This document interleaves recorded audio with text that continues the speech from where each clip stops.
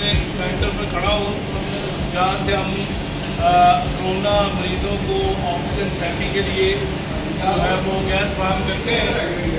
इसका जो हमने मैकेनिज्म तय किया है वो ये है कि जिन लोगों को कोरोना हो जाता है और डॉक्टर जिनके बारे में ये कहते हैं कि इनको ऑक्सीजन की ज़रूरत है, हम उनको फ्री ऑफ कॉस्ट जो है वो ऑक्सीजन फराहम करते हैं।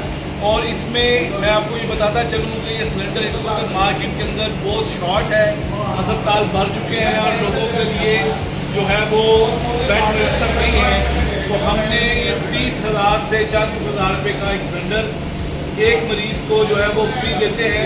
एक मरीज़ के लिए हमें दो चाहिए होते हैं कि एक बैकअप के ऊपर होता है ताकि अगर उसे दूसरा चाहिए तो हमको लगा कर वहाँ से वो सिलेंडर वापस लेके आए।